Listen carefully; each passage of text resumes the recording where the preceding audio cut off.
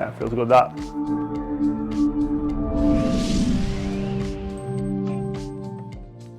Hi golfers, welcome back to the channel. Today we're going to be doing a deep dive into the new Cobra DS Adapt Driver. The DS Adapt is the first of the new drivers to be released for 2025. We've got a couple of existing rollovers with the Titleist GT and the PXG 0311.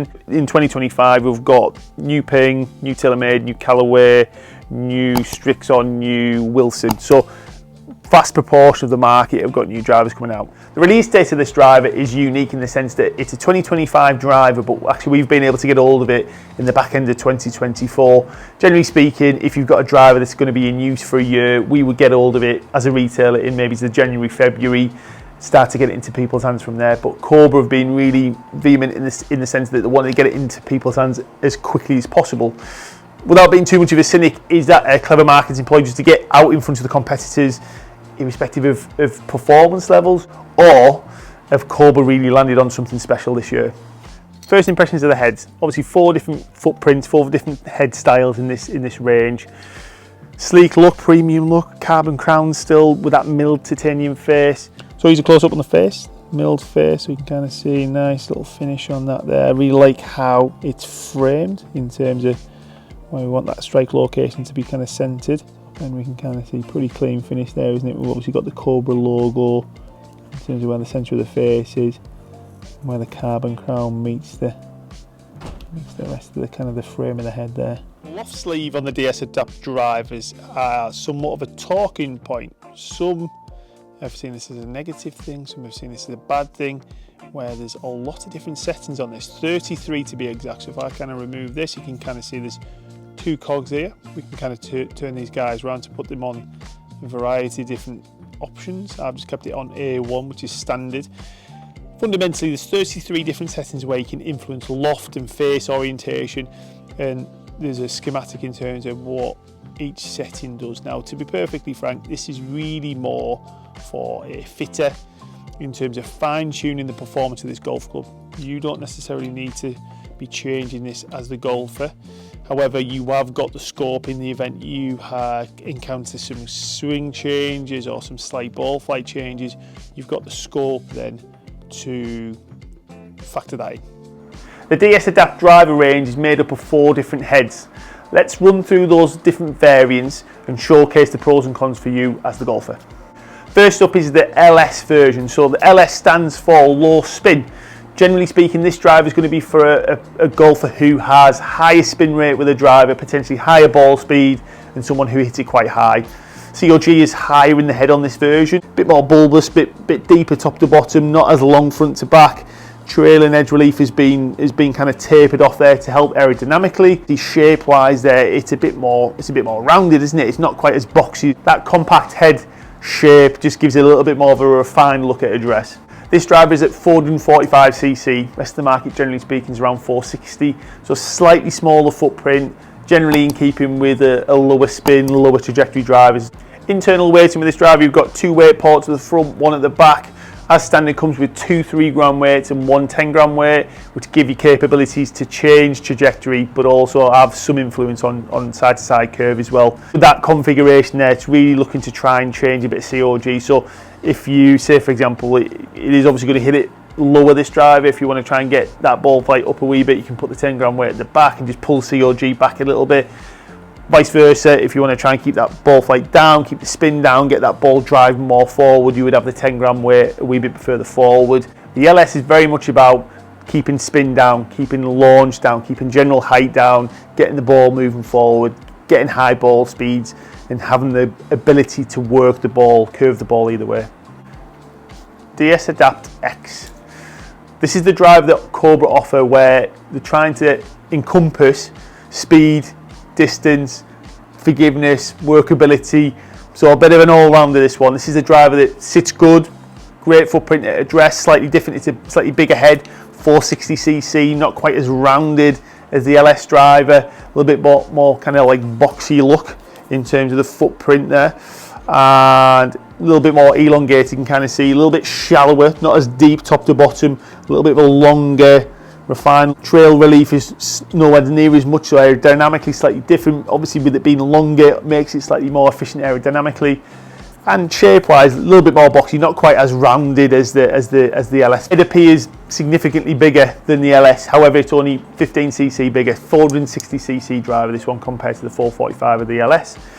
But visually looks big because it's just kind of more spread front to back. This head profile offers a great blend of confidence and control, which is suitable for a wide range of impact conditions and ball speeds. Weighting system on this one slightly different to the LS. So LS had 3 weight ports, this has got 2. It's got 1 3-gram weight, 1 10-gram weight, so it's got great capabilities to shift centre of gravity backwards or forwards. That's going to obviously influence trajectory. Next up is the DS Adapt Max K. This effectively is along the same narrative as the 10K driver last year, so very much about forgiveness, ease of use, making the game easier. This has got a bigger sweet spot than the other drivers in the range, so again, lots of different hot spots. They'll talk about it being hotter in a lot of different areas of the face. So fundamentally, if you're not hitting the middle of the face, it just gives you more scope to hit the ball further. Relative to sweet spot, as you move further away from the sweet spot, your ability to create speed with driver reduces. What this driver offers you is a reduction in the drop off of those reductions. You'll notice here there's only 1 weight port at the back, and this is effectively to try and really pull centre of gravity back and down to help get launch up and to help again with that ease of use, making it as the most functional driver even if you're not playing at your best. This driver with the 10K story and its high MOI is all about helping a golfer who struggles with accuracy and consistency. If that's you, this is the driver you want to be looking at in the Cobra range. Last but by no means least is the DS Adapt Max D. D represents their draw driver, so ideal for the player who has the fade to slice ball flight tendency. If that is you, what this is going to help is reduce that ball flight and really try to minimise that shot shape. The weighting system on this driver has only got 1 weight port. It's got a singular 10-gram weight in the heel. That is offering really maximum draw bias, pulling the weight into the heel to help against that fade or slice tendency. Slightly lighter club, overall swing weight is lighter. That's really derived to try and increase your swing speed and help gain distance whilst maintaining that accuracy and forgiveness. This is a 460cc head, still in shape pattern, so quite shallow again, quite long at the back, not much kind of relief at the back there, so aerodynamically is already pretty lean and slick that there, isn't it? And then head shape is pretty decent. You can kind of see a bit more boxy, not as rounded as the LS. So I'm using the low spin version here. So it's great, this. So it's really good. I really like that kind of, it's quite unique kind of head shape, not quite as big, not quite as long front to back. Let's see what this feels like here. Definitely keeping it low, that's for sure, isn't it? Actually, peak height is like way too low, so I'm going to have a few more of this and then I'm going to kind of change the head here.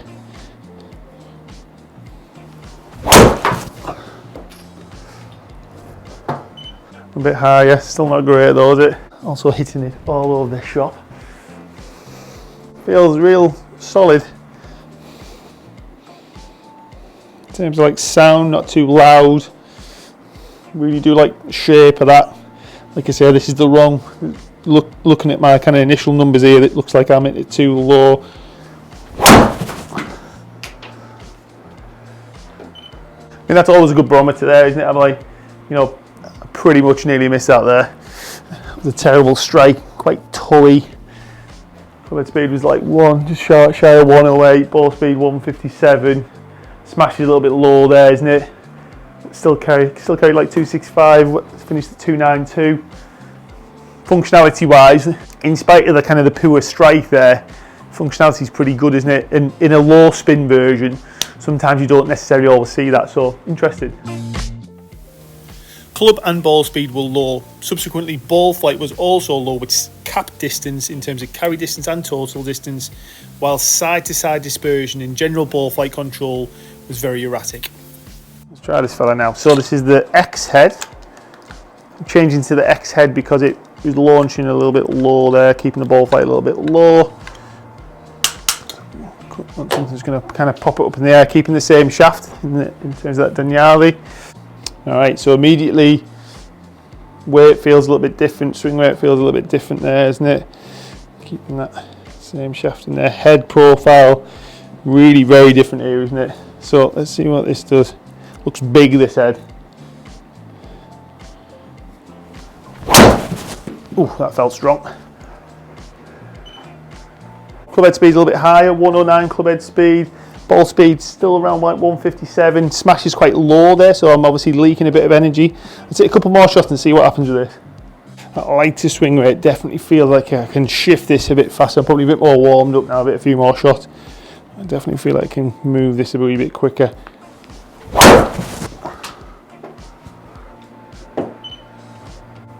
That's a bit better there, isn't it? A bit more efficient. My only concern with this driver for me is my bad shot is like a left miss tendency. You can kind of get it turn over a wee bit too much. Is this driver head going to help with that? Probably not. And you've absolutely piped that. Interesting that, isn't it? Didn't think I would kind of finish up on that.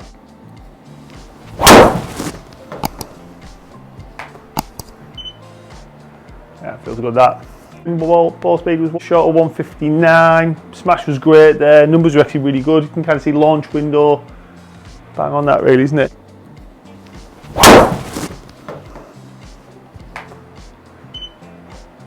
Yeah, feels good that.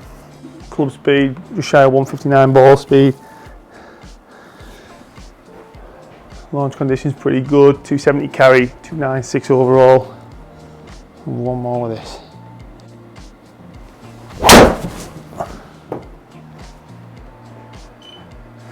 Nice. It was a decent one. So actually, surprisingly, that was pretty good. Didn't expect that to be the case.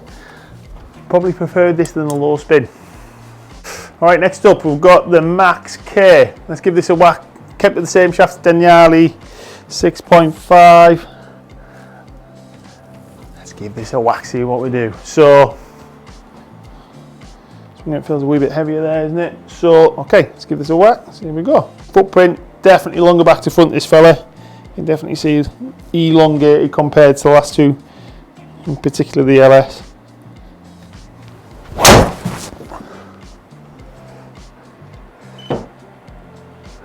Right, so launch condition pretty good there. 108 club, just shy of 160 ball speed.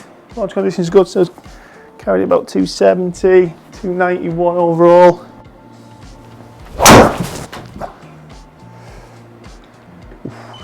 That feels strong, that feels really good. So this is the 9-degree head for me, this one. Just got it on the neutral A1 setting. That combination of that Max K head with that Daniali 6.5 feels really, really solid.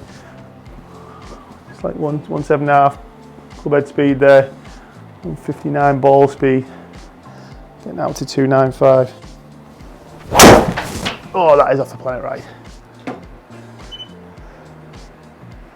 That didn't really feel good at all. That felt like I missed it like a long way right. Definitely missed it right, but not as bad as I thought. A bit of a drop off in distance, but actually functionality wise on the course, that's pretty good.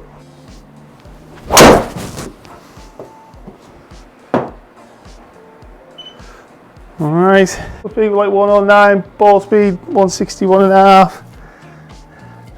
Off the planet left. Oof, that was a bad shot.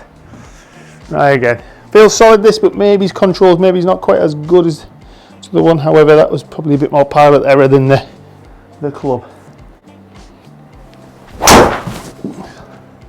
Feels solid when you get hold of it though. Definitely not got as much control over this.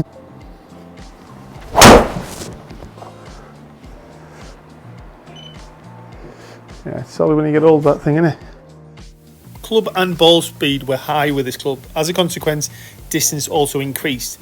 Some concerns in terms of general ball flight control, with quite a lot of change in terms of trajectory and dispersion control. Notice how peak height versus lowest height was quite a big difference, and the dispersion spread is quite wide. I'm going to put this X head back in. We're a bit more warmed up now, kind of speed's a little bit higher for relative to kind of like that my normal. So let's put this back in, have a few more whacks of this. It looks like, it appears as though this X has got greater control. The Max and the X have been, Max K and the X have been the best of the two so far what I've tried.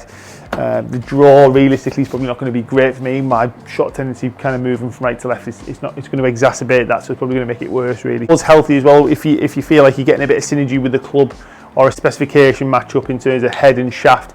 Always healthy to revisit if you've had some success with that, and to see if it replicates, get the same kind of result here. So let's give this a whack, see how we get on.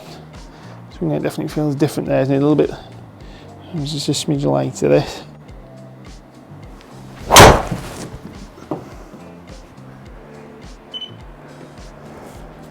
Definitely hitting the window more there, isn't it? So a number of shots where it's kind of stayed at that window. So that was 108.5 ball air club speed, 160, shy of 161 ball speed, 270 carry, 290 total. See, good control as well. So this appears to be the club that is giving me the, best synergy between control and power. Let's see if we can kind of keep this going here.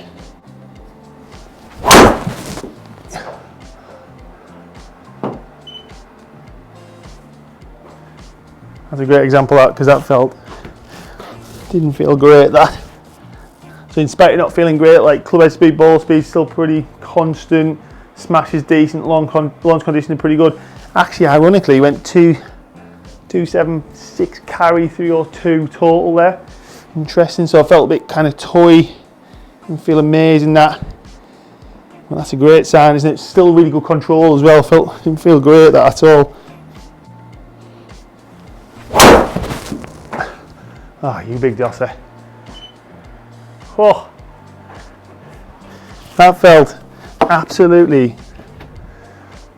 So that's a great sign. So I've put a swing on it there that felt terrible. Didn't really feel great at all in terms of strike, in terms of directional control. But club head speed, ball speed relative to where we're at, like 161 ball speed. Launch condition still pretty solid. 278 carry, 297 total. That is a great sign that we've got something that is super functional here. So really still getting out there, still got decent control in spite of some fairly significant pilot error, yeah? The X head exhibited good club and ball speed, marginally slower than the Max K, quicker than the LS. In spite of it being slightly slower than the Max K, the X head actually delivered the best carry and total distances, and that was due to better launch conditions. In addition to that, the ability to control the ball flight was significantly better in terms of trajectory control and side-to-side dispersion, constantly hitting the desired flight window with good side-to-side control for the ball flight. First driver I tried was the LS. This is the low spin version, really just didn't match up for me. I had it way too low, so spin was low, launch was low, peak height was low, subsequently distance was way lower in terms of carry, didn't have great control over it. Overall, not the club for me. Next best for me was the Max K. This yielded the highest ball speeds, however, it didn't allow me to hit my kind of launch window as much as I wanted to, and side-to-side dispersion wasn't as tight. As a consequence, even though ball speed was higher, it wasn't actually the driver that went the furthest. Best on test for me was the Max. In spite of the K having a slightly higher ball speed, it was about a mile an hour slower this head. Match up between head and shaft for this driver helped me hit my launch window more consistently and delivered much better side-to-side dispersion control. Standard deviation was also less, so when I say standard deviation, that entails variation. The change that we're seeing from shot to shot was much less. Generally speaking, this helped me hit more consistent shots, better control, and actually hit it 3 yards further. Some great insights from the data there, really showcasing what this driver can do. Eventually I finished up on the X head, that was the best for me. And realistically, this delivered a great blend of control, trajectory control, side-to-side control, and distance. Super easy to use. I mean, I put some really poor swings on it, and in spite of that, really didn't lose the control, really didn't lose an awful lot of distance. This is going to be a seriously competitive driver range this year. I think in terms of all golfers are covered, for anyone who spins it high, struggles with a slice, and then everything in between. This is a really solid driver range. Year on year, as an organisation, we fit and get a lot of people in the bays. We see a lot of people hit shots. We're very much brand agnostic, very much about trying to give people the opportunity to try all the different brands. From that experience, we know Cobra provides some super high quality equipment at really competitive price points, and this is certainly no different. This is going to be a really difficult driver to beat, and we're super excited to see how this matches up with the rest of the market as and when they launch. We hope you found value in this club review today. Fundamentally, we're just trying to provide you with really objective quality information that'll help you with in terms of maybe your buying tendencies. Wherever you are in the world, we are always on hand to help with you, your golf game and your equipment. If you need anything, drop us a message. Be sure to like the video and subscribe to the channel. More videos coming soon, and I really appreciate you watching today. Thanks a lot, and see you soon.